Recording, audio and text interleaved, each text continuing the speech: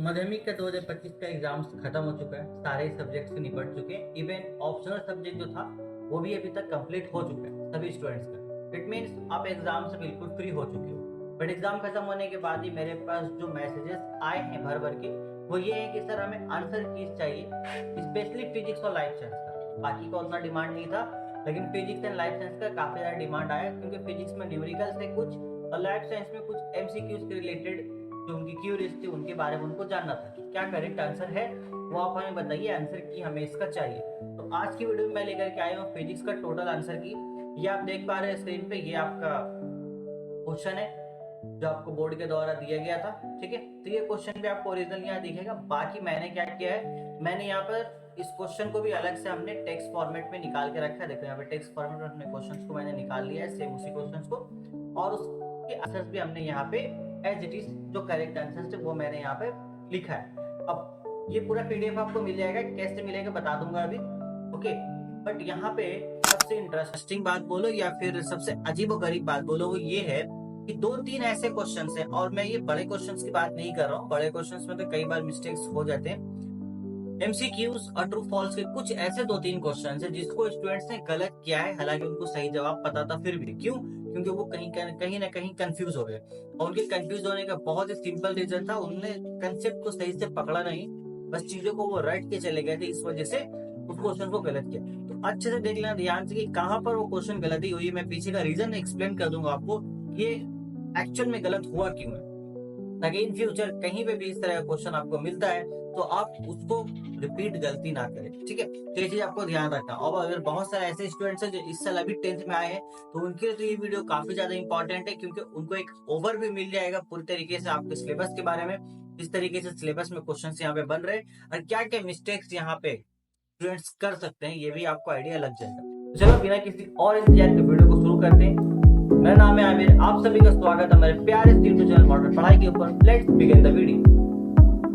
देखो, सबसे पहले आपको पता है कि ग्रुप ए में आपके पास कुछ 15 एमसीक्यूज होते हैं। मैं यहाँ पे कलर सिलेक्ट कर लेता हूँ, यहाँ पर रेड कलर थोड़ा अच्छा लगता है उस पर। ठीक है, तो 15 एमसीक्यूज होते हैं, जिसमें से अधिकतर लोगों ने ज्यादातर सही किया, उसमें गलत है नहीं। इन सभी का आंसर आपको 1 बाय 1 मिल जाएगा। और देखो, जो क्वेश्चंस मैंने पढ़ाए थे ना, वही सारे क्वेश्चंस एमसीक्यू में भी सारे, मतलब 100% मैं कह सकता हूँ फिजिक्स का क्वेश्चन जो मैंने पढ़ाया था वहां से आया। मैं सजेशन की बात नहीं कर रहा हूँ, जो सजेशन मैंने दिया था पेड वर्जन में वहां से तो क्वेश्चन आए ही आए हैं, बट फ्री में सजेशन जो दिया वहां से भी क्वेश्चन है। एंड इससे ज्यादा जो मोस्ट इंपॉर्टेंट चीज जो थी, जो मैंने क्रैश कोर्स करा रखा था, जो फ्री में अवेलेबल था आपके यूट्यूब चैनल पर, हमारे यूट्यूब चैनल पर आप अगर जाके देखोगे, दो वीडियोस थी, दो नहीं शायद तीन वीडियोस थी। एक में हमने पूरा पूरा फिजिक्स का पार्ट हमने कवर किया है चैप्टर बाय चैप्टर। फिर केमिस्ट्री को हमने दो पार्ट्स में कवर अप किया है, एक में हमने पूरा इनऑर्गेनिक केमिस्ट्री तक कवर किया है, दूसरे में हमने पूरा ऑर्गेनिक केमिस्ट्री तक कवर किया है। अगर आप पूरा देखोगे तो उन लेक्चर्स में मैंने जो जो क्वेश्चंस बताए हैं कि ये इंपॉर्टेंट है, ये टॉपिक बताया कि इस टॉपिक से एमसीक्यू बनेगा, यहाँ से 2 मार्क्स से क्वेश्चन आ सकते हैं, सिर्फ उन्हीं पोर्शन से, उन्हीं टॉपिक से यहाँ पर एमसीक्यूज बनाया गया है, और उन्हीं टॉपिक से लॉन्ग क्वेश्चंस भी यहाँ पे फॉर्म किया गया है। तो क्रैश कोर्स बहुत इंपॉर्टेंट होता है, जो मैं एंड में लेकर के आता हूँ साल के एंड में। आप क्रैश कोर्स का अगर पैटर्न देख लो पिछले ईयर के भी जा करके, तो 2024 में भी सेम यही चीज हुआ था। क्रैश कोर्स से मैक्सिमम क्वेश्चंस हमारे बोर्ड एग्जाम में आए थे। तो अगर आप इसको फॉलो करते हो तो आपके बोर्ड एग्जाम में अच्छे मार्क्स आने के चांसेस बहुत ज्यादा है, क्योंकि चीजों को समझना जरूरी होता है, और क्रैश कोर्स में चीजों को रैपिड रिवीजन के थ्रू आपको चीजें समझा देते हैं और इंपॉर्टेंट क्वेश्चंस को बताते हुए।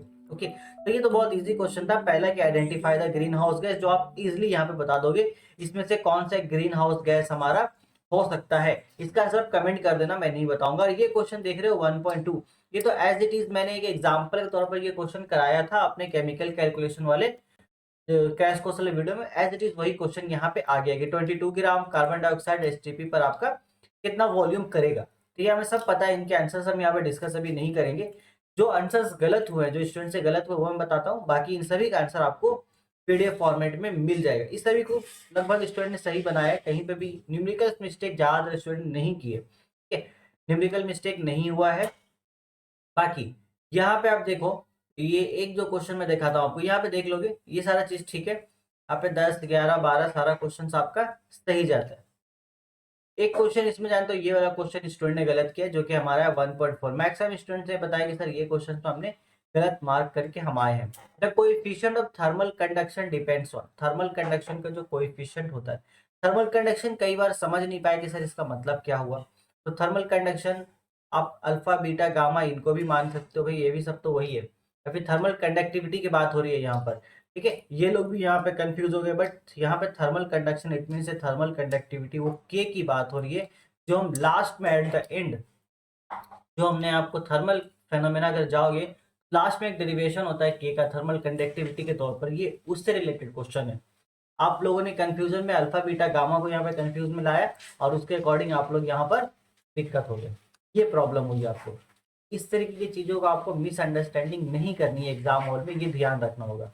ओके, चलो ठीक है, तो इसका करेक्ट आंसर आप खुद कमेंट करके बताओ कि आपने एग्जाम में क्या लिखा था। हालांकि बहुत सारे स्टूडेंट्स इसका आंसर गलत करके आए हैं, मुझे बहुत अफसोस लगा इस चीज़ के बारे में कि आप लोगों ने इतना इजी क्वेश्चन यहाँ पे गलत किया। बाकी मैक्सिमम स्टूडेंट ने जो बाकी जो एमसीक्यू क्वेश्चन है वो गलत उनसे नहीं हुआ है, वो सही करके गए।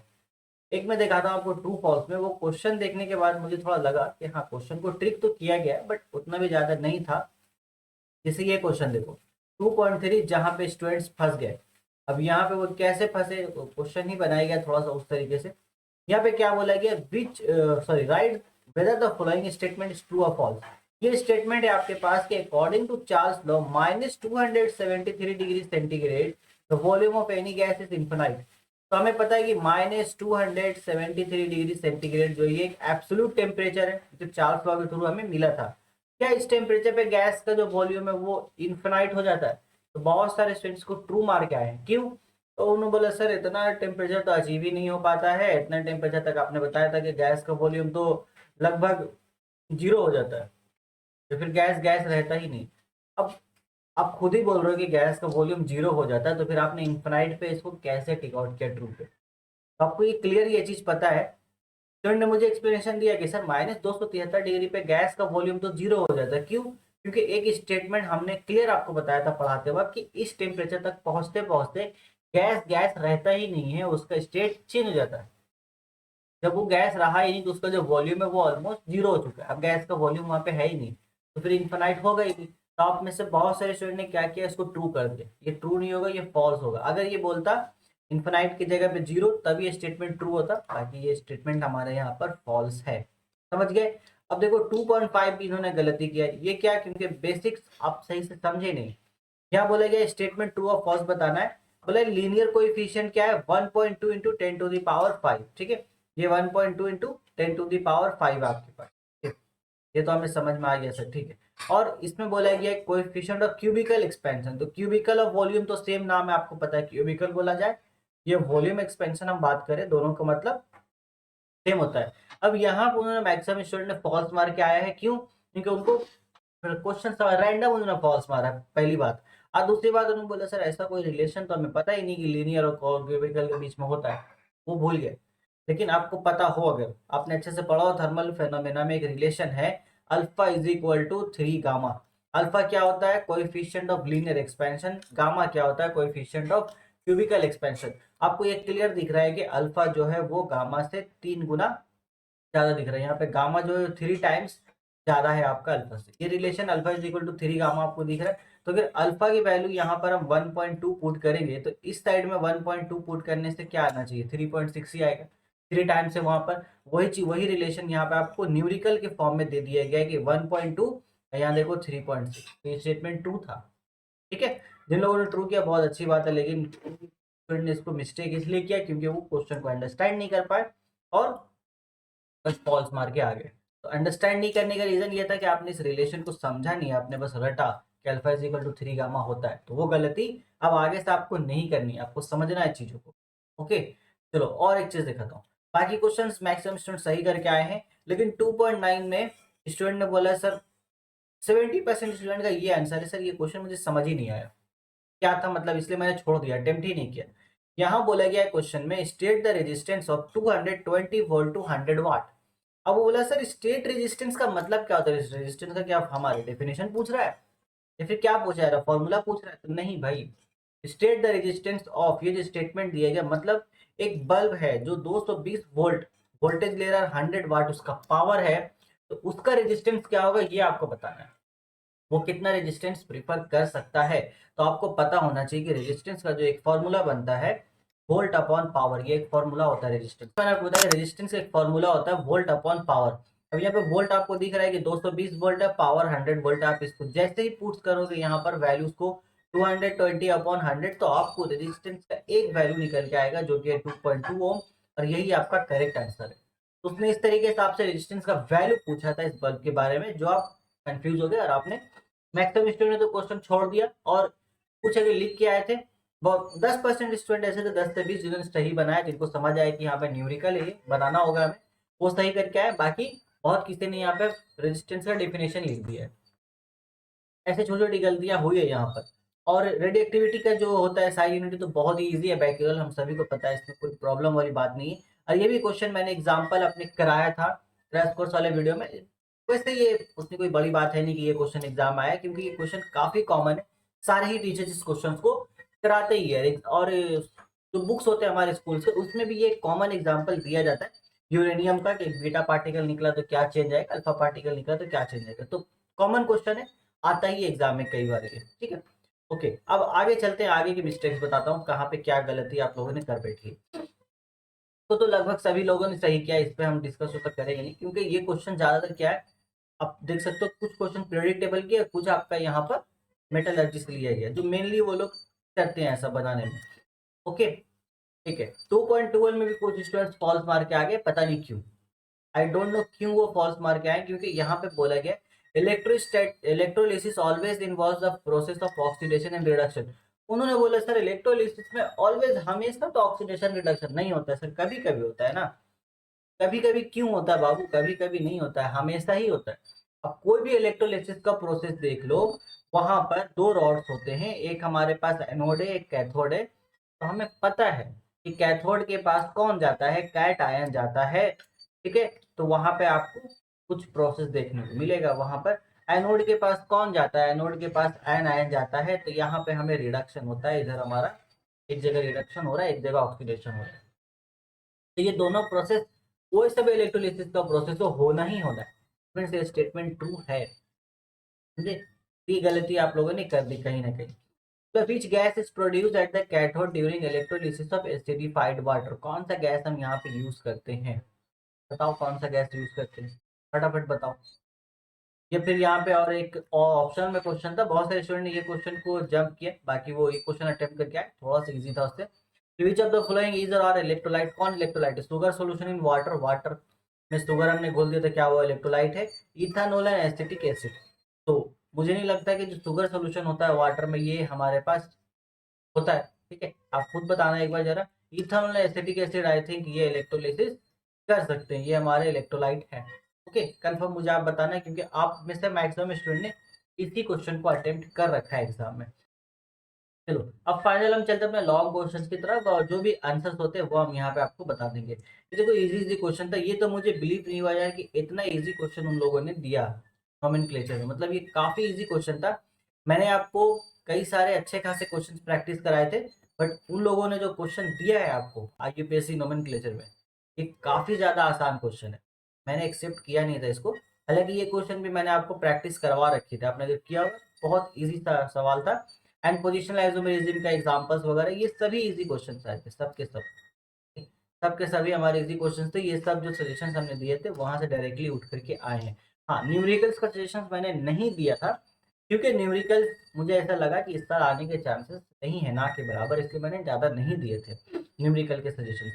वैसे ये न्यूमेरिकल जो आया था बॉयज लोग का ईजी था, अगर आपने मेरा वन शॉट लेक्चर देखा होगा तो वहां से आप इसको सॉल्व कर पाए होंगे। बट जो मैंने PDF में सजेशन आपको प्रोवाइड किया था, वहां पे मैंने सजेशन में न्यूमेरिकल्स नहीं दिए थे, क्योंकि मेरा ऐसा इस बार थाउट था कि इस बार न्यूमेरिकल्स आने के चांसेस कम है। बट एक चीज और गजब हुई यहाँ पर, अभी मैं दिखाता हूँ आपको, जो थर्मल फेनोमेना वाला जो चैप्टर होता है, जहाँ पर लीनियर कोएफिशिएंट का जो फॉर्मूला बनता है, उस पे एक क्वेश्चन दे दिया गया। मैंने बाई चांस क्रैश कोर्स वाले वीडियो में एक न्यूमेरिकल आपको करा दिया था, ऐसे ही बस एज फॉर आइडिया के लिए, बट उसी टाइप का एक क्वेश्चन एग्जाम में आया है।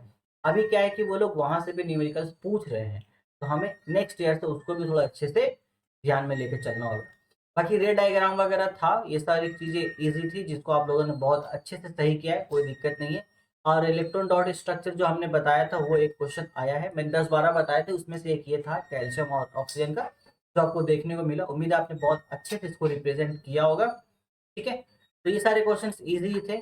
और ये कन्वर्सन भी मैंने आपको बता रखा था। ये कन्वर्सन क्या है बोल तो, ये तो हमारा इथेन है ना, सॉरी इथीन है। इथीन से आपको इथेन बनाना है, तो हमने आपको बता ही रखा था ये कन्वर्सन कैसे बनेगा।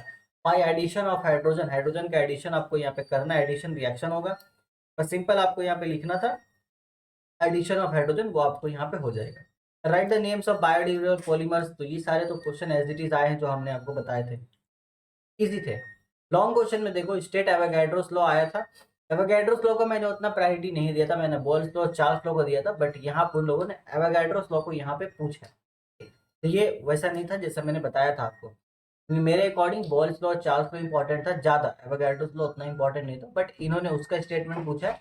और ये क्वेश्चन लेकिन है हमारा, ये क्वेश्चन हमने आपको दिया था जो पहले चैप्टर में था, moist air is lighter than dry air, ये एज इट इज वही क्वेश्चन है। इस तरीके के न्यूमेरिकल्स हमने आपको करा रखे थे, और ये न्यूमेरिकल्स जो आप देख रहे हो ये वाला केमिकल कैलकुलेशन का न्यूमेरिकल्स हमने क्रैश कोर्स में करा रखा था। मैंने स्ट्रिक्टली बोला भी था कि इसका आपको कोई भी सजेशन नहीं मिलेगा, आप क्रैश कोर्स देखो, वहां से ही क्वेश्चन आने के चांसेस हैं। तो वहां से ही क्वेश्चन आए भी है एग्जाम में। ठीक है? अब देखो आगे क्या हुआ, आगे सारे ठीक ही है, ज्यादा गलती हुई नहीं आगे चल करके। बट यहाँ पे यार ये क्वेश्चन पता नहीं आप लोगों ने क्यों मिसकंसेप्शन किया। 4.4 पे देखो एक क्वेश्चन है, prove that with a rectangular glass slab incident ray and emergent ray parallel to each other. ये मैंने आपको दो जो डेरिवेशन से बताए थे, एक मैंने आपको बोला था r is equal to 2f वाला डेरिवेशन कर लेना, और एक मैंने आपको बताया था delta is equal to, delta बोल रहा हूँ, ये वाला डेल्टा नहीं है वो दूसरा डेल्टा, ये तो गामा हो गया ना, दूसरा डेल्टा बनाता हूँ। एक ये जो डेल्टा हमारा होता है, वो जो डेल्टा बराबर जो हमारे एक रिलेशन निकलता है प्रिज्म वाला, वो आपको यहाँ पर लाना था, A is equal to I minus I two करके जो था। ये तो मैंने बताया था कि दो कर लो, दो में से आने के एक चांसेस है, तो ये वही है, ये प्रिज्म वाला ही हमारा डेरिवेशन आया है कि भाई एक प्रिज्म है हमारे पास। ठीक है, यहाँ पे एक लाइट हमारा इंसिडेंट हो रही है, अंदर गई, रिफ्रैक्शन हुआ, फिर थोड़ा सा रिफ्रैक्शन होके आ गया। तो इसको कायदे के मुताबिक तो ये लाइट को इधर ऐसे चले जाना चाहिए था, बट वो नहीं गया। ये जो एंगल ऑफ डेविएशन हुआ है डेल्टा, ये डेल्टा की वैल्यू हमें निकालनी होती है। ठीक है, ये डेल्टा की वैल्यू, तो यही तो ये क्वेश्चन दिया था, ये वाला क्वेश्चन वही था, सेम एज इट इज, वही रिलेशन आपको स्टैब्लिश करना था। आप लोगों ने पता नहीं क्यों कंफ्यूजन किया, वो क्वेश्चन को आप छोड़ दिया, बोले समझ ही नहीं आया, छोड़ दिया आप लोगों ने। बहुत ऐसा नहीं करना था आपको, यही रिलेशन यहाँ पे स्टैब्लिश करना था। जिन लोगों ने किया बहुत अच्छी बात है। और ये तो इजी क्वेश्चन था, हाइपरमेट्रोपिया वगैरह, series combination, parallel combination, easy easy question थे सारे। फिजिक्स का क्वेश्चन ओवरऑल इजी था, मॉडरेट लेवल में बोल सकता हूँ। कुछ क्वेश्चन ऐसे होंगे जो थोड़ा सा ट्रिक है, बट क्वेश्चन का लेवल हार्ड है नहीं ये। और ये देखो ये क्वेश्चन थोड़ा सा ट्विस्ट करके दिया गया है। मैंने एक क्वेश्चन दिया था आपको कि why hydrogen is the evil element या फिर नॉटी एलिमेंट।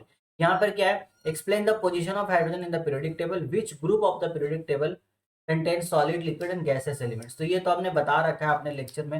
हाइड्रोजन ग्रुप में आप जाके देखो तो सॉलिड, लिक्विड, गैस तीनों एलिमेंट्स वही मिलेंगे आपको।